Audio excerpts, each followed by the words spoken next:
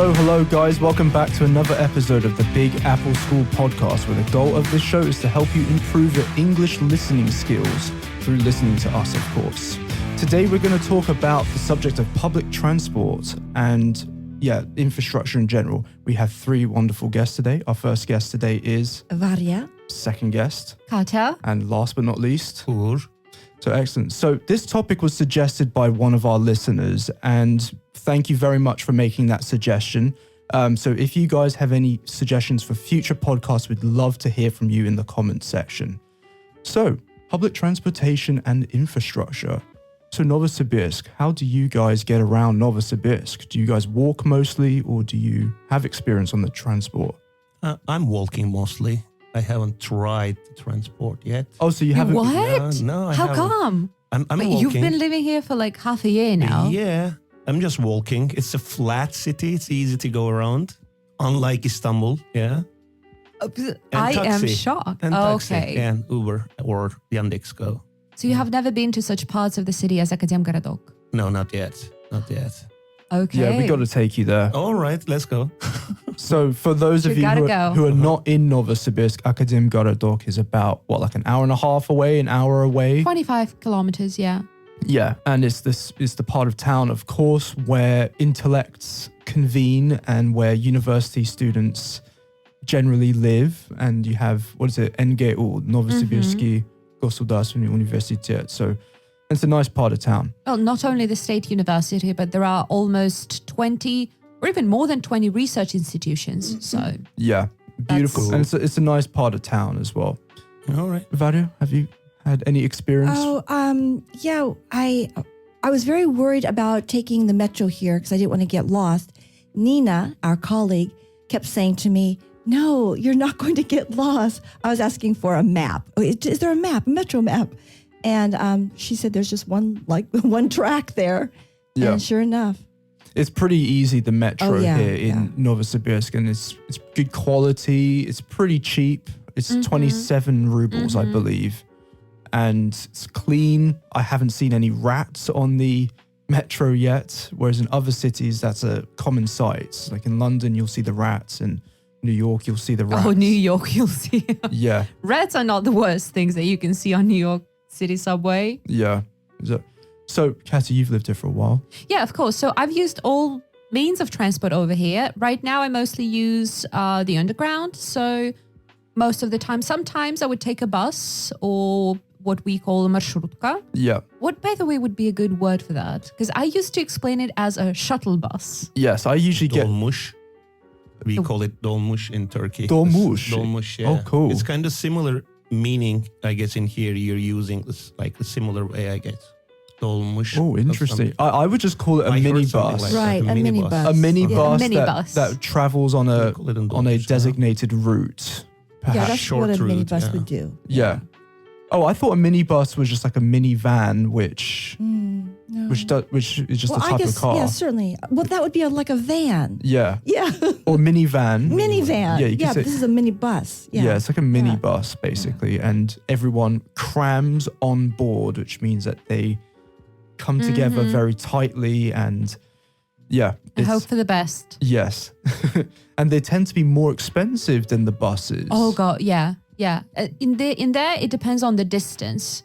So, for example, to go to Akademgaradok, you would need to pay 55 rubles one way. To go to the outskirts of the city, it's usually like 60, 65 rubles. I think around the city, it's now 35. Yeah. I don't usually It take is this many 35. Yeah, I've been on a minibus. few marshrutki recently, or mini buses, let's call them. And it's, generally 35 rubles, which is kind of a lot more expensive than normal buses. But still, some of my friends who come to visit Novosibirsk, they say your public transport is so cheap. Yeah, Comparing, to Moscow, is. to St. Petersburg, to other parts of Russia. yeah. Like, it really is affordable. That's one thing that's really has impressed me about Novosibirsk is how cheap and relatively reliable public transportation is here. So, thumbs up to Novosibirsk for that. Yeah. One other thing I've noticed, so speaking of marshrutki again, the minibuses, I've noticed that here in Novosibirsk, you pay when you get on the bus or when you have settled in, when you've found your seat or your place to stand. And then you have to hand the money over to the driver, which can be really complicated if there are about 5 or more than 5 people on the bus. So Novosibirsk, you pay when you get on the bus. In other That's right. cities, I just went on holiday to Chechnya and to Dagestan. And there, I noticed something completely different. You pay the driver when you get off the bus. It is a situation in many other cities as well. So I'm originally from Yakutia. So and in there, you also pay when you get on the bus.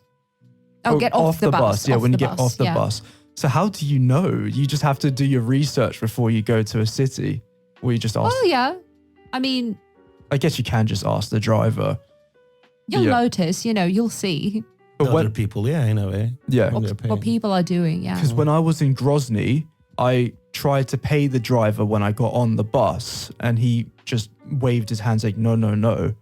And an old lady was very nice and told us, yeah, you pay when you get off the bus. Yeah, that's what I noticed when I was in Omsk. Yeah, I got in, in the United States, I should start off with that. yeah, You enter from the front of the bus, pay the bus driver, and then Yeah. find your seat and get off in the back. There's a back door. But when I was in Omsk, there was a back door and people were going in the back door. And I thought, how am I going to pay? How am I going to pay?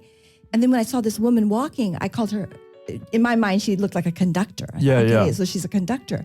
And that's what you do is you pay while she's walking up and down the aisle. I thought it was Yeah. very strange. I was very confused as well when I first came here. I didn't understand what these people were doing. And also what I didn't understand was that they have a specific seat. The conductor has their own seat. And usually there's a little pillow or And some... don't you dare sit there. Yeah. So, so yeah. So with the marshrutsky, yeah, what's the furthest distance you've been in a marshrutka? Well, nothing is going to beat your experience in Dagestan, I guess. I think the longest distance would be around 55 kilometers. That's it. Yeah, 55 kilometers. It's quite a distance. Yeah. Yeah. No, I did, the longest one I did was 4 hours, which was kind of torturous in the With the heat. minibus. Or a Yeah, bus. 4 hours. It was from Makhachkala to Grozny, and it was pretty hardcore. So what else do we have here in Novosibirsk?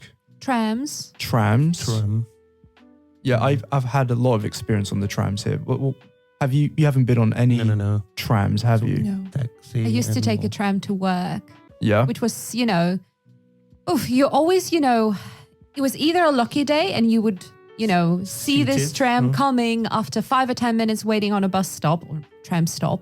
And sometimes you would be unlucky and it wouldn't come at all. And you would be like, what the hell is happening? So then I would have to run to the metro station, Yeah. and then from the metro station to work. Oh, The trams, unfortunately, are not quite as reliable as the buses or the and the metro. thing is then, should one of them break down, it blocks the whole system. Yes. Like none of them are going then.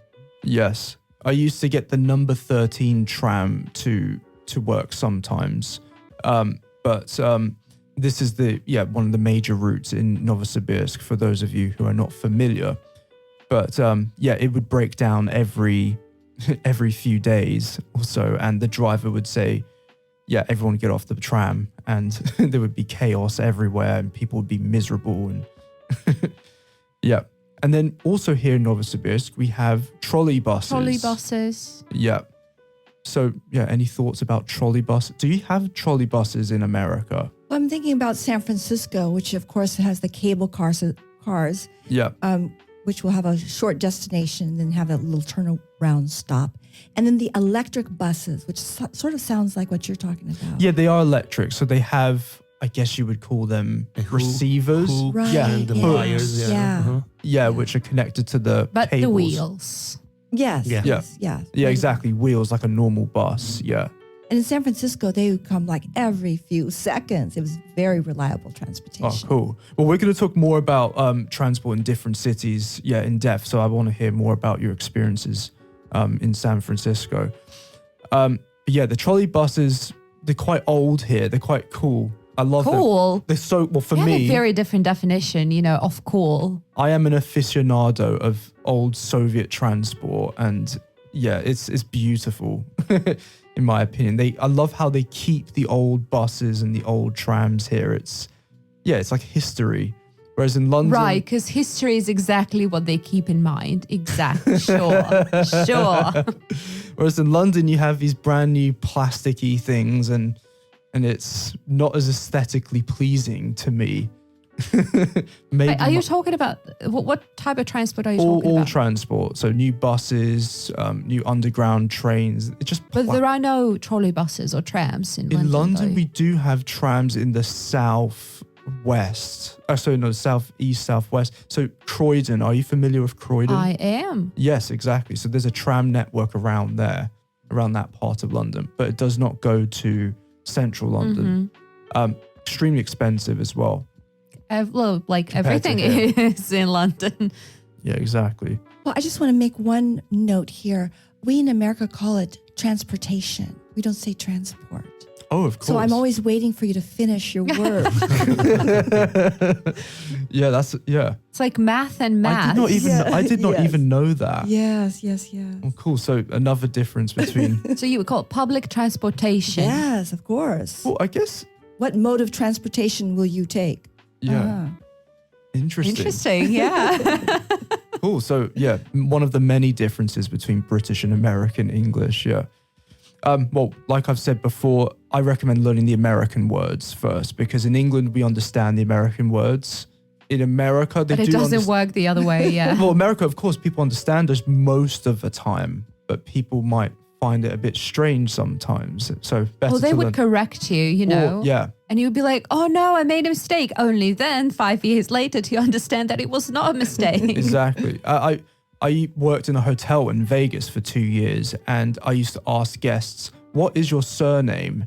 And the manager pulled me aside and said, "Hey, you have to," because in England we say surname, and they said, "No, you have to say what is your last name." Yeah, because last name. foreign tourists might not understand what you're saying. Right. And I just automatically said surname. So yeah, surname England, last name America. But anyway, coming back to transport. So let's talk about your hometowns. So Ugur, Istanbul, what's the transportation like there? It's kind of chaos. So, Chaos? Yeah, it's a kind of big city, as you know, and you can wait the subway, you can wait the buses like more than 30 minutes. So people are kind of packed into the buses, and it's kind of chaos. Yeah. But it's running in a way. Yeah, it runs, it works. Yeah. Is it modern or is it? It's kind of modern. Yeah, we had like the hook and the electric cable buses. The trolley buses, Yeah, the yeah. trolley buses in the past, but I guess they replaced it right now. Yeah. There are trams, right? Trams, I mean, we the have famous, trams, the yeah. famous red ones. The small Yeah. trains too. Beautiful. Yeah. One of my students recently went to Turkey, and he was telling me about I have no idea what that is, but he explained it as some sort of a tram, but underground, that goes from the bottom of the hill to the top of the hill. We call it funicular. Oh, okay. It's a funicular. Yeah, yes. do you know what a student said to me the other day? I was on the funicular and I didn't understand what a funicular we was. do have this word in Russian. But it does really? actually, I looked it up, it does actually exist in English, which I was surprised. Have you heard of a funicular before? Okay, yeah, I hadn't heard about it until, what was it, like 3 weeks ago, 2 weeks ago. So It's a small yeah, car, it's- as you said. It's going down to up to the hill, like for 10 or 15 people maximum. yeah. A short route. So for those of you learning English, which is most people listening to this podcast, except for probably my mum, do not use the word funicular, because most people do not understand what it means unless they live in, I guess, Istanbul. Or another place which has this. Okay, is public transport safe in Istanbul? Yeah, I guess so. Yeah, it's safe, but it's so crowded. That's the biggest problem. So people need to wait a lot in order to get the empty bus or empty wagon or car. So it takes time to just get one place to other place, like an hour and an hour off or something. Yeah. Cool. And what about the price? I don't really know the exact price, but as far as I know, it was kind of reasonable. Yeah. So not so expensive, but not so cheap. It was in the middle. So it's not going to cost you an arm and a leg no. to go to work every day. Not that much. Yeah. Taxis as well. So I've heard that they could be quite complicated in Turkey. Taxis, yeah, it depends who is in the taxi. If you're a tourist, all right, you're totally ripped off, you know. And the taxi driver understands, all right, you can speak Turkish, and says, okay, we are all right today. If I get 2 passengers like this one, so I don't need to work more. So it's kind of it's a kind of rip-off mechanism. Well, so I know there's a new airport in Istanbul. Mm-hmm. Which is not convenient. And it's far away, it's isn't it? It's completely outskirts of the city, and it takes minimum 2 hours to reach the city center. Yeah. And you pay, if you take the taxi, you need to pay around like $50. Oh my God. And that's for tourists or for locals? No, for everyone. But for tourists, maybe you can pay 75 or even 100. 75. I think, it's going to be like, it's so far away. 200. Yeah, in a way. So easily. I think it's easy. And do you agree to the taxi fare before you go, or do they have a taxi meter, which is the digital It depends. Most device? of the people they try to make a bargain before getting into the taxi. All right, I want to go to this neighborhood. How much do you think it will cost?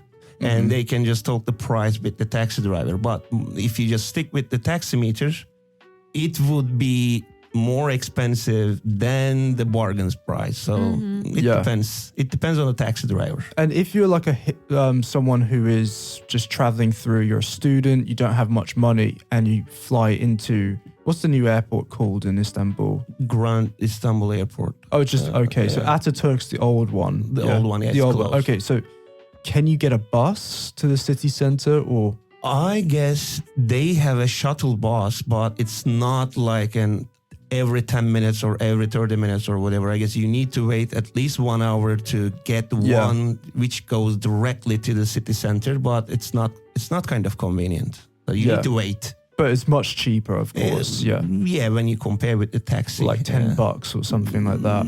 Around. So I guess so. Yeah. Not so expensive like taxis. Well, yeah.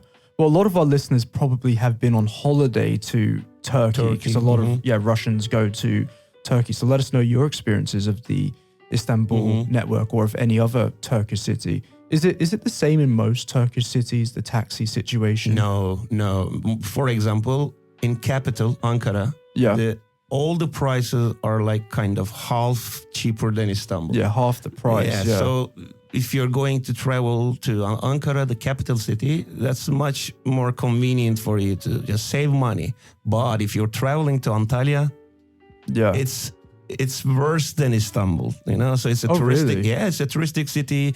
Antalya airport is kind of, as you said, cramped, and people are just trying to pick the taxi and just reach their hotels as soon as possible. So the price increases in a way. So Antalya and Istanbul, kind of expensive. Oh, cool. Yeah. Well, later we're going to ask you about other cities you've lived in. We're going to ask all about that. But moving on to, we'll come to you, Katya, later. So your hometown, tell us about your... Right. I can... what do you consider to be your hometown? Yeah, that's what I was trying to think of. Mostly I've lived outside the city, so I always had a car. So it was always commuting by car. But there have been times where I lived in the city. One commute. Can I talk about commuting? Yeah, please, When I was dancing in San Francisco and lived in Palo Alto, which is like 25 miles down, I would take a commuter train with all the business people. And how much was the commuter train? I guess it's expensive. Sure it wasn't. This was way back in the 1970s or 80s. It was way back when. It was not expensive. And that was really nice. And then sometimes I would take a commuter bus all the way up to San Francisco as well. So San Francisco has a reputation, I think it has the reputation for having pretty good public transportation in America, whereas most cities other than New York don't really have that infrastructure. San Francisco, of course, is famous for its trams. So have you, I guess, did you ride on the tram a lot? And are you talking about the cable cars? Oh, they're cool. Of course they are. Yeah, cable cars. Cable cars. Yeah. Oh, so you don't call them trams at all in San Francisco? No, I don't think I don't think so. I've never heard of the tram.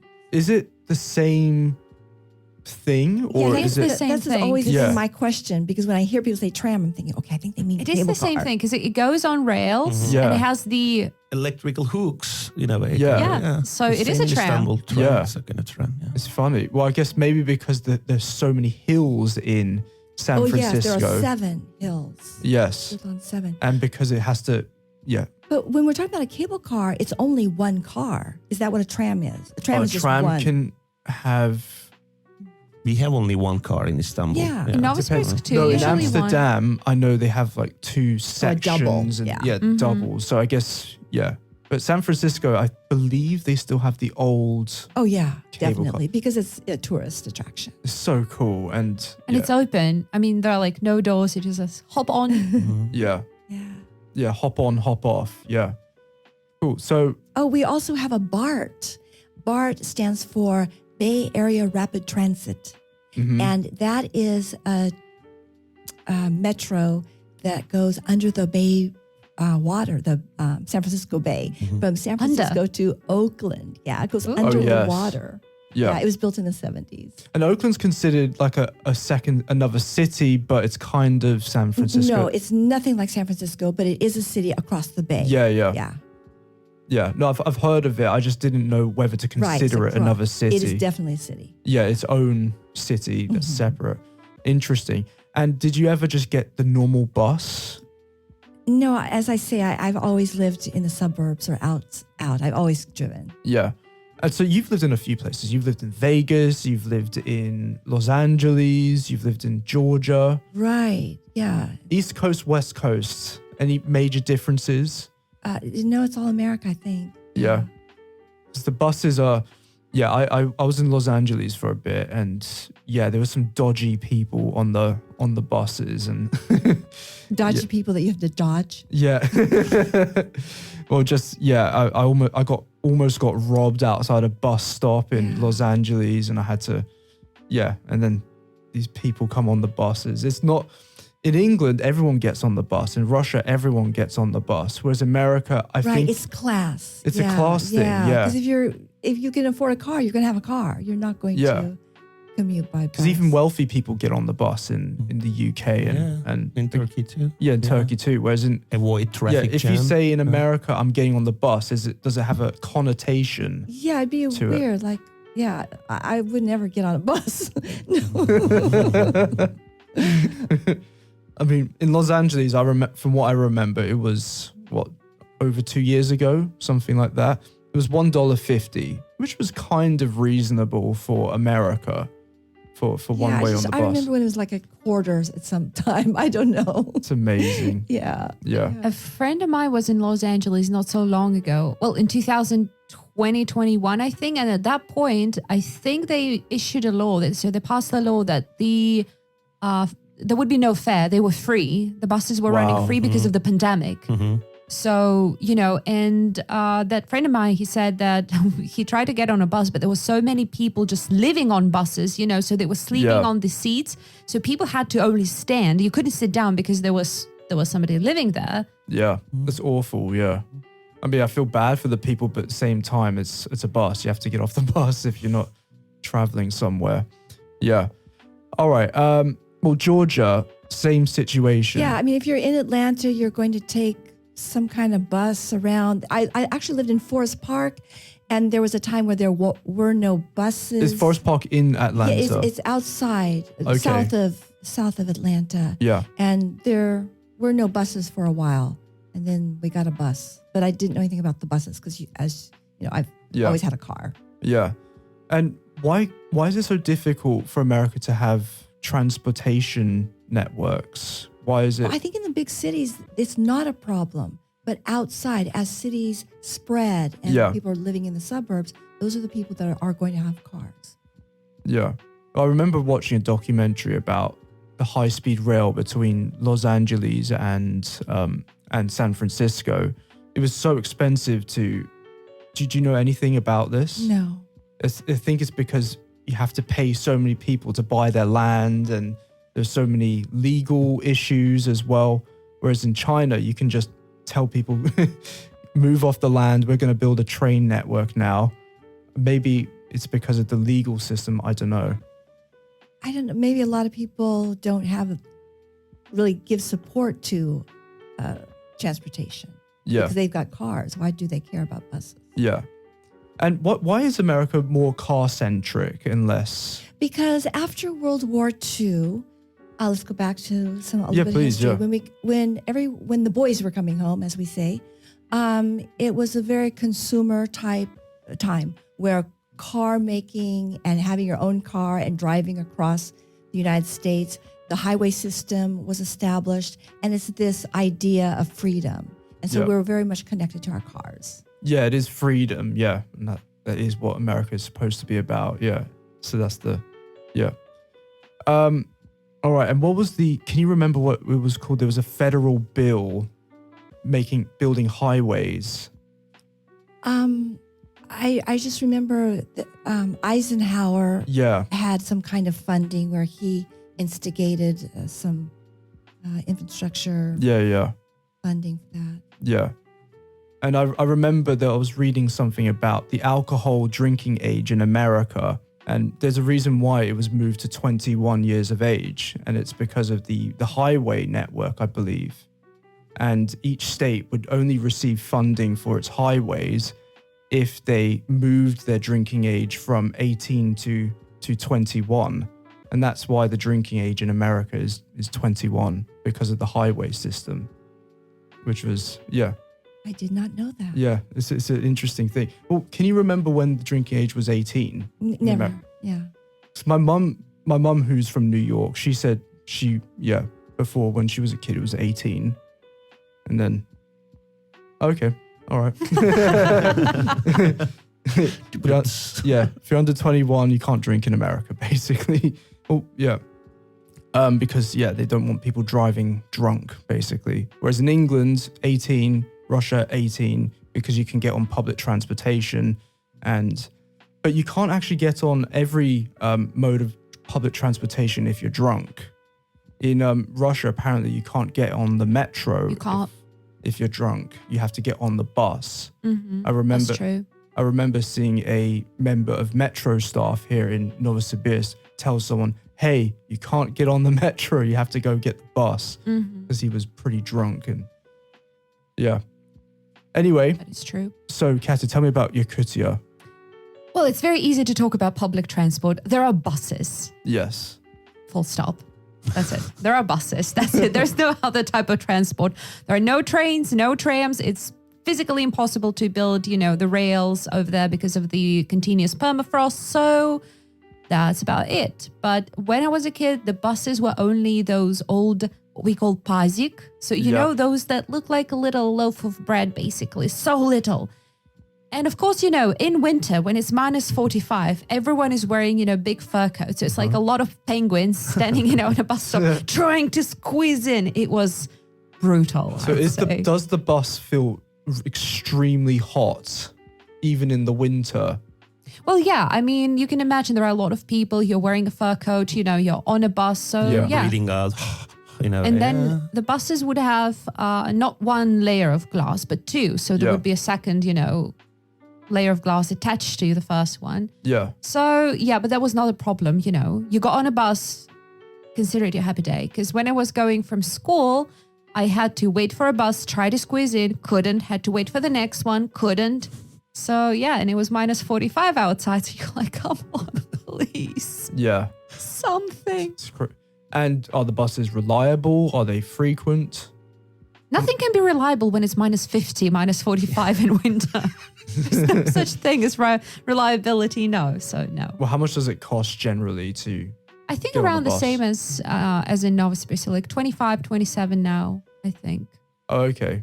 So, which is actually pretty reasonable given that everything else is more expensive than here. Yeah. And like you said before, you pay when you get off the bus. Yeah. Which I think is amazing because when you get on, you can't even move very often, you know? Yeah. So let alone to pay or to move throughout the bus. So, Just a little grammar note for our listeners. Prepositions. You get on and you get off a bus, a train, a plane. Whereas a car, you get in a car and you get out of a car. You can also board a bus, board a train, board a plane. Yeah, board a plane. But get in a car. Exactly. Yeah, the prepositions in and out for cars and I guess for horse carriages. I guess.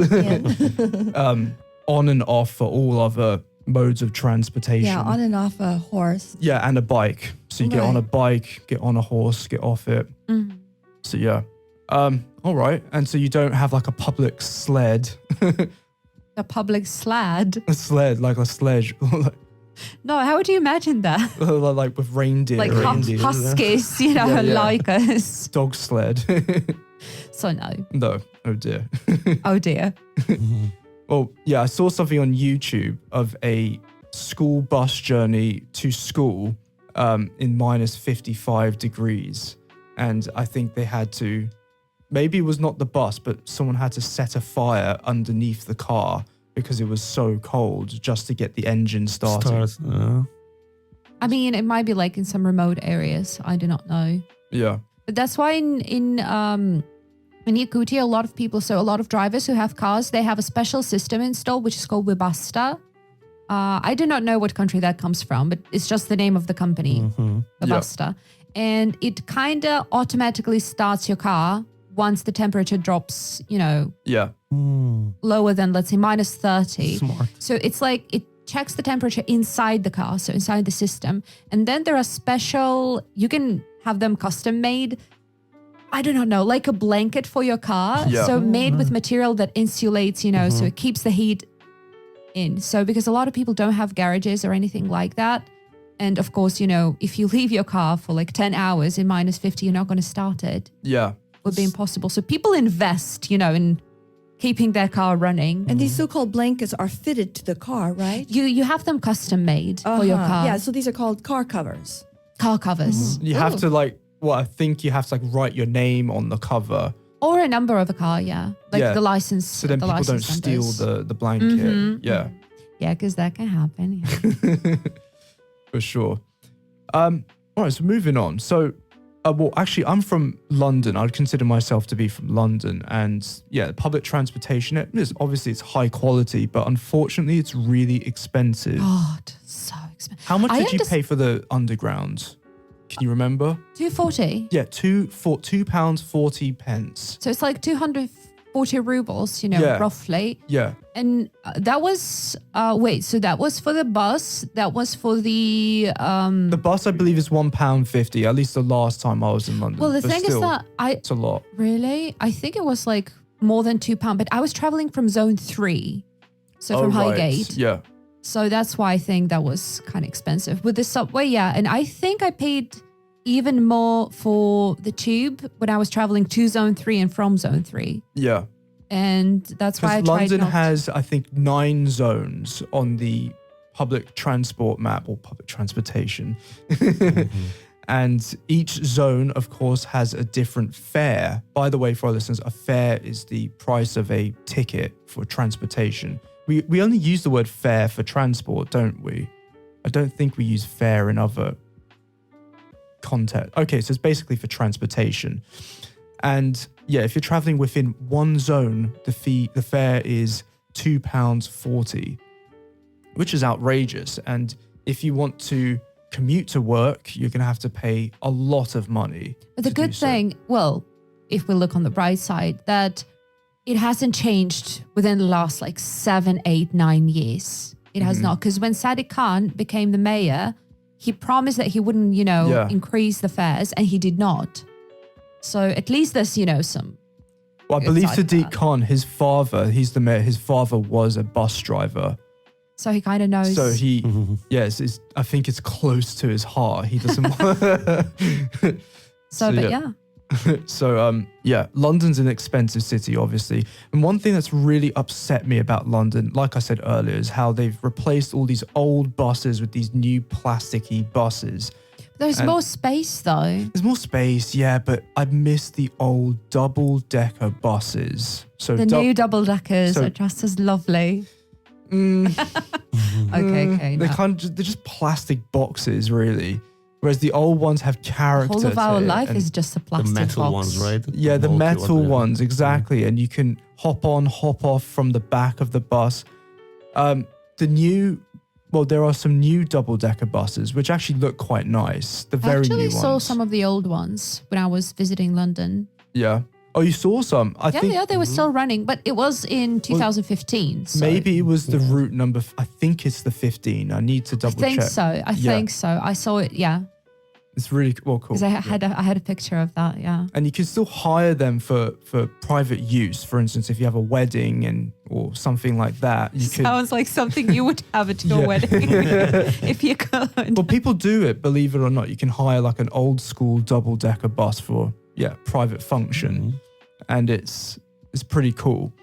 But yeah, I miss those buses. And one thing I loved about the buses was there was a periscope for the driver. So the driver can keep his eye on all the passengers on the upper deck, which is the upper floor of the bus. And yeah, I had a school bus when I was a kid that was a old London double-decker bus. And the bus driver was always looking up this periscope and he said, "Sit down, stop making so much noise." And you'd see, because it was an old school periscope, you could see his face in the mirror. And him getting angry. Fun times. Yeah. So let us know if you've been to London. We want to hear your opinions about London transport in general. It's so, not that it's illogical, but the thing is that, let's say in Novosibirsk, you get on a tube, you get on metro, and you know what stops it's going to make. So that's it. It's one line. In London, you go one line, then it divides into two, then those two divides into two, and you're like, Jesus. It is confusing, isn't it? The Northern Line, yes. That's since I was The living in District Highgate, line. I had to take the Northern Line. Oh, God. And then Camden Town, you can get off the train, but you can't get on the train on Sundays, and you're like, oh my goodness. Yes, and you have to keep all of these things in mind. It is really annoying, actually. Yeah, that part of it, especially the District Line, because that's the biggest line on the London Underground. And yeah, I think especially towards the west side of London, you have many different lines which offshoot from one another, and you have to be really careful, especially if you go to the station called Earl's Court. Have you heard of Earl's Court? I've been to Earl's Court because that's where the TARDIS is. Oh, of course. So I took a trip there. The TARDIS, from the, what show was that again? From Doctor Who. Exactly, Doctor Who. So yeah, Earl's Court has many different, it's like a terminal for one line, which is really confusing. All right. Anyway, moving on. So I was going to talk about public transportation strikes. So London, we have a lot of strikes on the transport. Well, maybe they are justified. Do you have strikes in Istanbul? Not in Istanbul, but I heard that happened in the capital kind of a couple of years ago because of the long working hours of the bus drivers. That's why they had a strike. So I guess that was it. Yeah. And did it really impact people, or was it not so bad? Yeah, for 2 days, I guess they stopped working and people had to just use other transportation options like the metro and dolmuş. We have the minibus called dolmuş. So they didn't work 2 days. Yeah. And they had a deal and they reduced their working hours and they started working again. Yeah. Yeah. For 2 days, it was 2 days. So it's okay if you have money, but if you're like a low wage worker, it can be very problematic. But then again, maybe the transportation workers do have a bad deal. So maybe they do need to strike. Yeah. Well, I've never worked on a transportation network, so maybe I don't know what they're going through. Yeah. I used to work as a conductor. No way. That was my first job. How did you not mention that? I have not, but okay, prepare to be shocked. It was in Yakutia, so I would only be sitting, in one place and collect the money when people were getting off. I was 11. Oh my. I was working since 7 a.m. till 9 p.m. No way. 7 a.m. till 9 p.m. That's 40. Oh my God. That's insane. So my dad would drive me, to one of the bus stops where the driver would pick me up. Yeah. And then I would kind of get off at around 9 p.m. And he very often continued to work until like 10 p.m. But but we agreed if I start at 8 p.m., then, I can work until 10.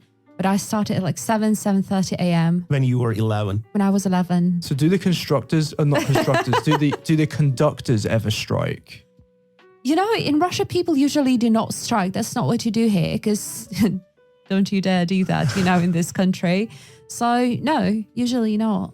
It's funny because you would think that strikes would happen in Russia. You would think so because of the Soviet Union and the history. I was thinking that. Yeah, I thought that it was so Moscow does never. So the thing is that, transportation system and let's say airports, transport, medical areas, they're considered, spheres that life depends on. So it's forbidden by law to go on a strike in these areas. If you do, well, first you lose your job and very likely you're in prison because you just can't do that. Interesting. Yeah, because I think in England, police officers can't go on strike or the fire brigade can't go on strike. Kind of fair enough. Like if you're in that profession, that's... Yeah, firefighters, same in Turkey. They can't go on strike. Yeah, fair enough. If you're in that profession, that's... Or if...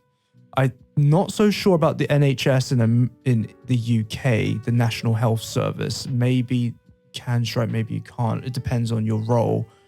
But yeah, so that's interesting. Russia, that transport's considered essential.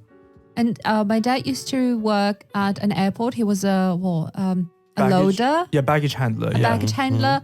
It was also, they could not go on strike because that was considered, essential. Oh, wow. Because in England right now, they are on strike. Maybe not today, but recently they were on strike and there were so many cancellations and people's holidays. I've seen some pictures from airports, of just luggage and suitcases just standing there. Yes. Thousands of suitcases. Because during the COVID pandemic, the airlines had to lay off, which means to fire, but not because they're bad employees, but because the company does not have enough money. So the airlines had to lay off many employees, and now the demand for flying has come back. Unfortunately, there's just not enough workers, and the conditions are not ideal for the workers. So a lot of them have taken to striking, and it's caused absolute chaos in the UK. What about America? Are there any? Well, I was thinking in Atlanta, I've heard of several school bus strikes. So the bus drivers who drive kids to school, because like you were saying, it was the long hours or bad conditions, low pay. Yeah. So it does happen in the US. It's not designated by law as an essential service like here in Russia. I've never heard of that. I'm just trying to think if I've ever seen police on strike. I mean, I guess not. I don't know. Yeah. But there are strikes though in general in America. Yes, you lots do of have strikes. unions and yes, definitely. and things like that. In France, I know they love to strike for everyone. It's like a national hobby, striking. The taxi drivers are always on strike in Paris, and everyone's on strike. Gas station workers. Yes. So it's quite chaotic usually. Yeah. All right. Well, let's talk about our experience around the world. So let's talk about each different type of public transportation. So trains. What is your favorite train network in the world? Favorite train network. Yeah. Again, this is the question that Benjamin would ask. What's your favorite train? TGV maybe from in France, from Lyon to Paris. That was cool. Yeah. So I remember that was cool. It was a high speed train and it was comfortable. Yeah, the TGV is with train grande vitesse. Yes. Yeah, trains of high speed. Yeah. That was cool. Yeah. Nice. And it was clean. And efficient. And so have you been on any other major trains in Europe? No, that was the only one. It was cool. I liked it. And what about the price? Can you remember? It was high.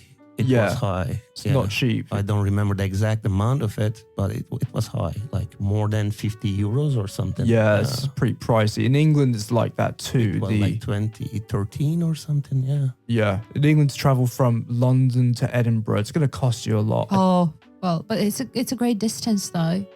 In general, in 4 England, hours the on the trains are train. so expensive. So it's outrageous. Like in Russia, you can, Novosibirsk to Tomsk, it's about the same distance, I think, as London to Edinburgh. I believe it's roughly the same distance. You're going to pay what, like 1,000 rubles? Yeah, if even something that. like that. So that's what, around... £10. Yeah, maybe a little bit more now. So maybe let's call it £15 or something. But maybe not even that.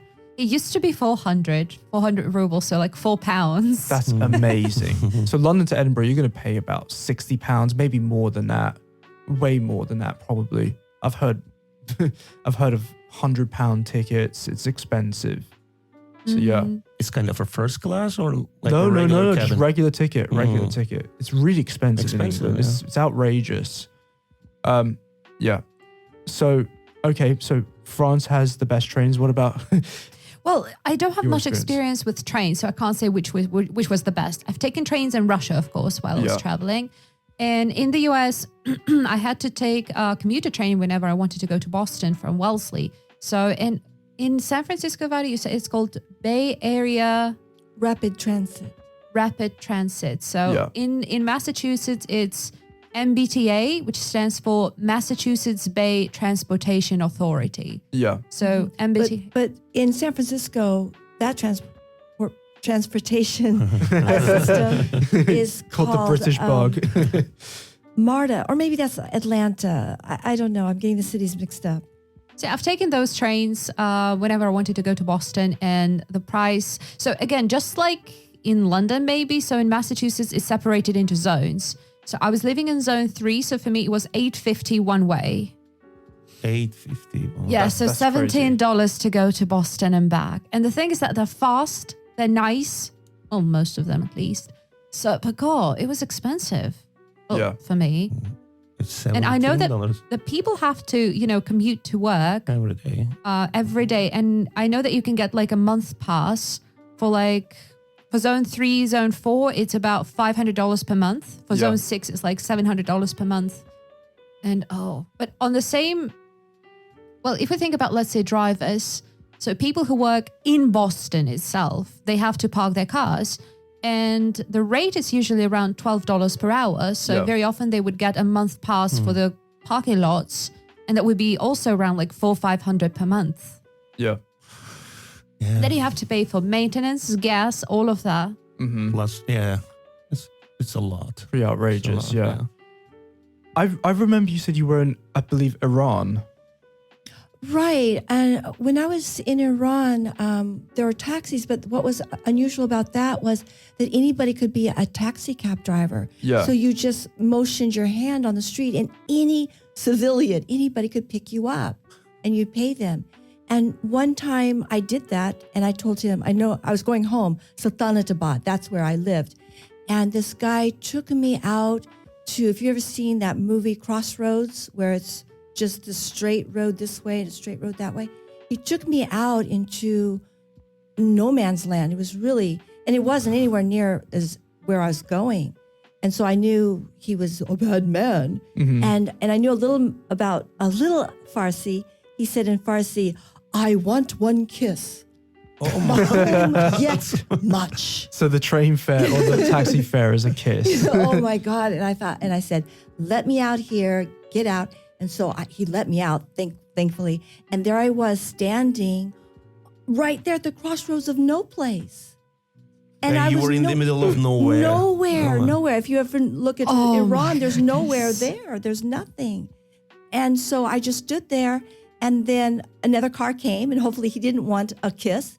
And I got in, and I was telling him about the bad man, and he took me home. But I have a question. Do you have any intention on writing an autobiography? Because I think you should. It sells. Yeah. It would I think definitely the sell. podcasts are enough. Yeah, I think that's the limit. But tell me about other public transportation in Iran. Did you take the train? No, just the taxi. But did they have at least when I you were there? don't know. We just took taxis. Yeah. Oh, okay. A lot of cars, unrefined fuel. You know that. Yeah. Because they're an oil company. An oil country. Yeah. Yeah. I don't remember anything. Oh, fair enough. Cool. All right. Well, trains. I've luckily been on a lot of trains. Love trains. You should have seen that coming. Yeah, you yeah. know. Of course, Germany, the Netherlands. That region tends to have really, and Switzerland, of course, have really high quality trains that are always exactly on time. So, okay, what's the best? So, I don't know. Switzerland. Probably going to have to be Switzerland. Right? Yeah, you can't really beat Switzerland. I watched a YouTube video about it. It was like in first class cabin of an airliner kind of, so you can find anything like so comfortable, right? And they also have these trains with glass ceilings, so you can see outside of the train and enjoy the Swiss countryside. But do you know what? I'm going to say my favorite train, well, let's say metro network, because it's not really trains. Well, they are trains, but favorite metro network in the world would have to be Moscow's. It is amazing quality. So surprised how high quality it was, especially the new stuff, even though it is plasticky. But all the stations retain their history, and you can see you don't need to visit the city of Moscow. You can just ride on the metro and you don't have to go to museums, right? You've got statues there. Exactly. A Pushkin. Exactly. It's a cheap museum, isn't it? And you can, what is it, 60 rubles? Maybe it's a bit cheaper than that. I think it's about that now, yeah. 60 rubles. Well, for our listeners in Moscow, let us know what the metro fare is. But yeah, for whatever, 60 rubles, it's an experience, and it's clean, it's safe, there's so many stations in the network. It's relatively easy to navigate around it. So I think it is easy to navigate because I have, I'm a geographic idiot. So very often I'm like, ooh, a map. Oh. Geographically challenged. Yeah. Okay, let's put it this way. But in Moscow, it was no problem for me to navigate the stations, even when I had to switch the lines and everything. Yeah. But did you know, by the way, that technically you are not allowed to take photos there? Oh, really? Really? Because it also, a lot of metro stations also function as bunkers in case of emergency. So, and very often if you, let's say, take a picture of some sort of statues, that's fine. But if you start taking pictures of the metro station and the, the architecture. Yeah. You would be approached by a policeman asking, what exactly are you taking pictures of? And they would, ask make you you very delete, politely to delete Interesting. the photos. Because I thought in Russia the law was you can take photos of anywhere in public spaces except for military facilities and and metros in Moscow. Okay, so it's kind of it has like an Because it's exception. a strategic object. Yeah. So in case of some sort of emergencies, nuclear war or something like that, that would act as a bunker. Let's hope it doesn't come to that, but Well, speaking of trains, I wanted to take that Allegra train or Allegro train from St. Petersburg to Helsinki. It no longer is running. Oh, really? And I'm not over there anyway. But it would have been a very nice train. It's like a bullet train, I think. Yeah, like in Japan. That's where the name... Did it come from Japan? Maybe. I don't know. Because they have the bullet trains is in it like in the super Japan. fast one? Yeah. Super fast, yeah. We have that here? Well, Like the Allegro from St. Petersburg to Helsinki. Oh, you haven't? Oh, well, it doesn't run anymore, so you're not missing anything. So don't worry about that. And of course, the trains that go, like I always wanted to go from St. Petersburg to Beijing on a Yes. train. I would love I was to. about to say the best rail network that's long distance perhaps would have to be the Chinese network. I forgot about China. I took a train in China. Oh, cool. Well, tell us your experience. It was Crowded. terrifying. I mean, Really? the terrifying experience was on the station itself, because our guy told us, if you get lost, I won't be able to find you. There are like several million people over here right now. So I was like, not pressured at all. Okay. Yeah. But so we were traveling from Harbin to Beijing and then back. And when we were traveling back, it was really fun because nobody, not a single soul on that train spoke English. And the thing is that we needed a pillow. Yeah. And it was very funny because we showed like, hey, pillow. They're like, and they just gave a pillow from another, bunk. And you're like, no, we need extra one, another one. And the thing is that if you, for example, in Russian trains, you have two bunks. So the top and the bottom bunk. In China, it's three. So in the third one, the top Yeah. one, it's right there under this. You can't even sit over that. Oh, by the Just way, like- for our listeners, bunks, they are the beds. So you can have a double, a bunk bed, which is 2 beds. Yeah, sorry, I just had to mention. and in China, it's 3. And when we traveled from Harbin to Beijing, that was fine. But when we were traveling from Beijing to Harbin back, so the train would come, people would get off, and you could see people, so the staff workers dealing with the sheets and everything. So they would come to each bunk, turn over the sheets, turn over the pillows, don't change the sheets and everything. We'd like, how amazing, how amazing. Yeah. So not new sheets, not clean sheets. Yeah, because in China, they don't really speak any English. I mean, some people do, but it's pretty tough to In the navigate. business centers, around business centers only. It was also Yeah. fun because there were some kids crying, and they would pick the kids and come to us, just point at us, and the kids were so shocked they would stop crying, like, who Yeah. are these people? Yeah. The foreigners. But it was okay. It was fast. Mm-hmm. So It's clean, it's fast, it's well connected. relatively clean. Yeah. I mean, it's bearable. Yeah.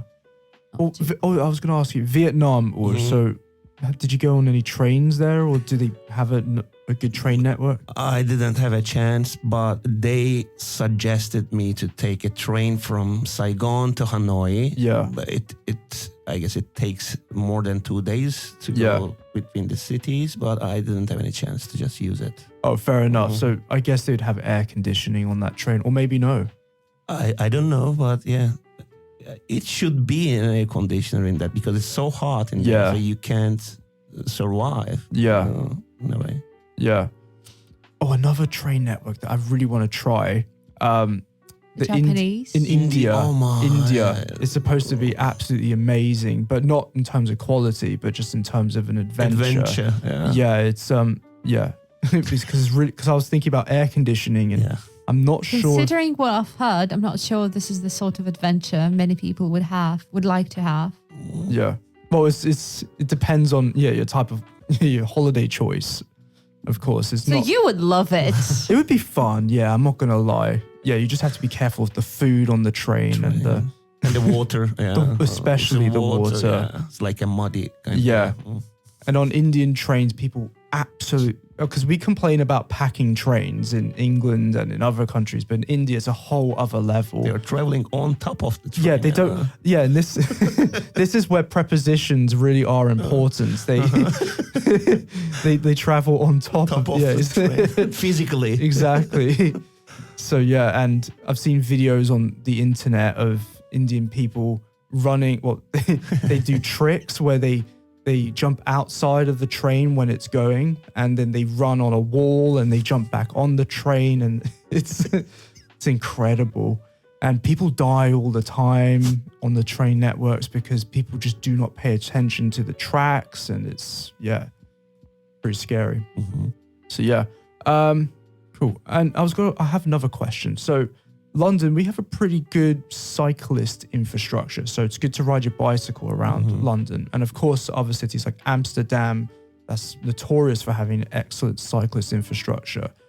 America, have you noticed I remember when they first instilled the bicycle lanes. Yeah. And that was in the 60s. And all of a sudden, these wonderful lanes showed up with the symbol of the bicycle. Yeah. And that's where you got to ride. Yeah. And so that was wonderful because I rode bicycles as a kid. So it cool. was wonderful. Nice. And it's safe. The cars paid attention to it. Yeah, I did. And then when I was living in Atlanta, of course, grown up, these wonderful bicycle paths where you could go, in green space. Yeah. And those are nice. Oh, cool. So, yeah, because I rode my bike in Los Angeles a bit, and it was quite dangerous. Even though they had some cycle lanes and drivers more or less respected the cycle lanes, it's not really like a cycle-friendly city. Whereas I guess New York's pretty cycle-friendly, and where you were was pretty, fair enough. Well, London, they dedicate millions, if not billions, of pounds towards the cycle infrastructure. What about Istanbul? Istanbul, yeah, we have the bicycle lanes, but people are not using for only bicycles, the motor scooters and all of them. So it's not so convenient for the cycling conditions in there. So Yeah, They don't care. It gets pretty hot there as well. And it gets, if you want to cycle to work in a suit, then it's kind of... It's impossible. It's not really impossible. possible. Yeah. What about Yakutia? Do you have a good cyclist network in Yakutia? Sure. Have you seen bike lanes here in Russia much? I mean, in Siberia, not in Moscow. Moscow is fantastic for that.